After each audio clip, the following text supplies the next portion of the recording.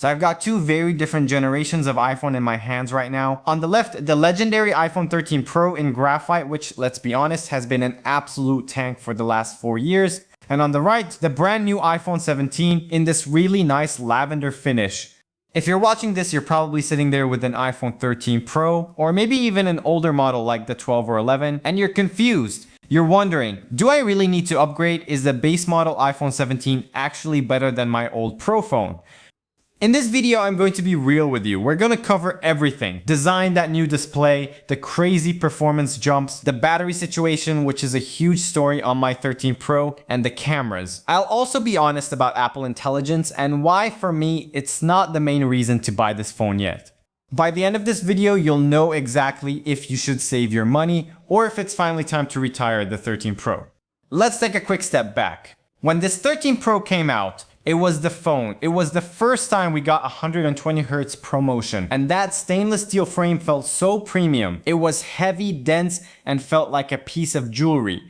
But fast forward to now, and the iPhone 17 feels different. It's part of this new super cycle Apple is pushing. It's supposed to be the year where the base model finally catches up to the Pro, and honestly, holding them side by side, the first thing you notice is the weight. The 13 Pro is dense. It's like 204 grams, and after scrolling for a while, you feel it in your wrist. The 17, it's aluminum. It's lighter, it's softer to hold, and it doesn't have those sharp edges that dig into your palm.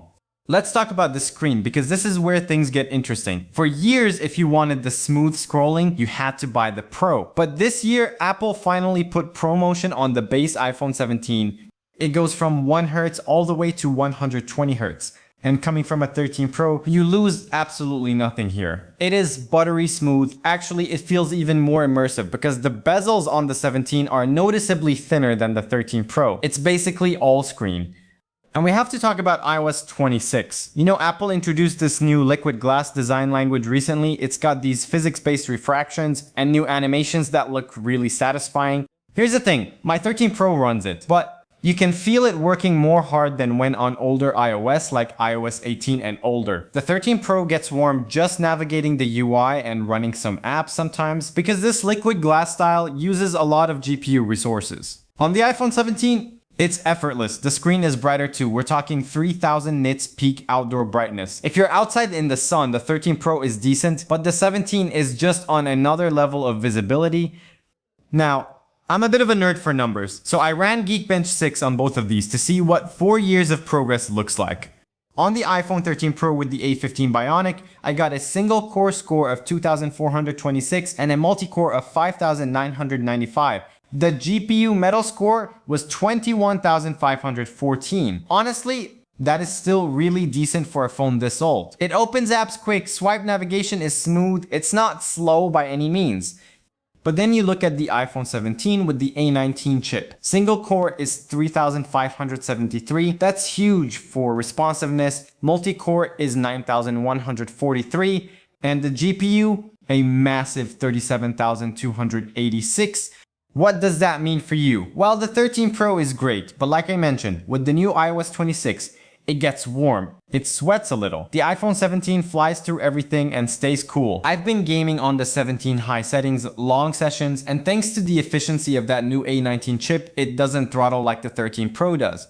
Also, RAM. The 13 Pro has 6 GB, which is actually still pretty good. Apps don't reload too often, but the 17 bumps that up to 8 GB. It's not the 12 you get on the new 17 Pro, but compared to the base models of the past, it keeps apps open longer in the background. Okay, let's talk battery, because this is where my journey with the 13 Pro has been a bit of a roller coaster.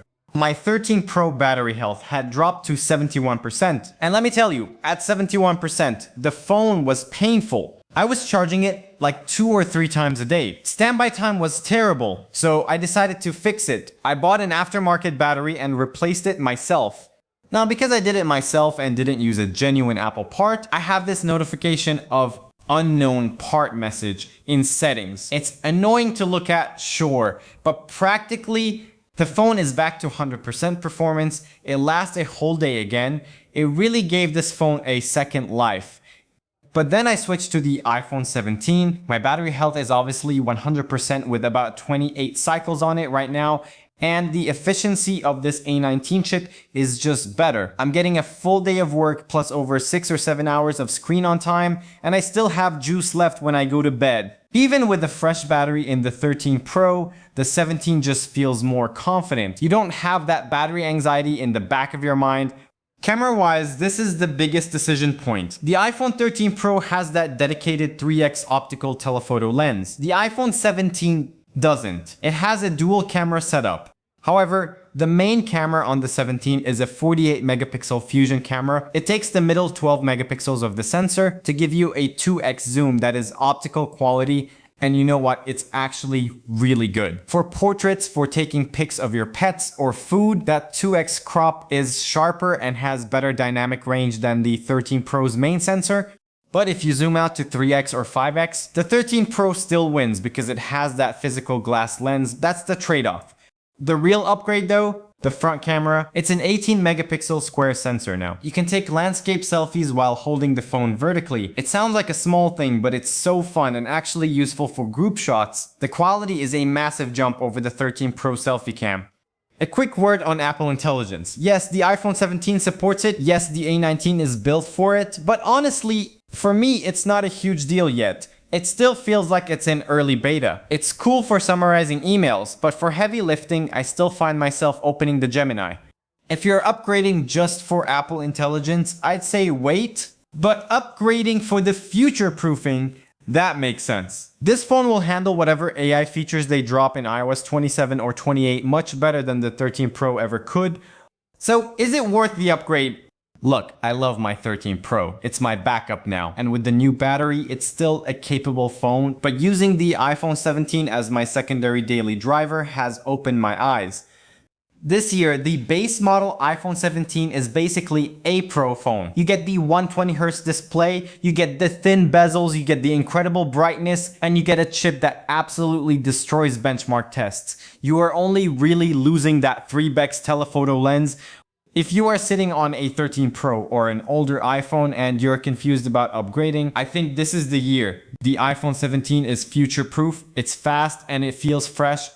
That's my take. Let me know in the comments if you're still holding on to your 13 Pro or if you're making the jump. Thanks for watching, and I'll catch you in the next one.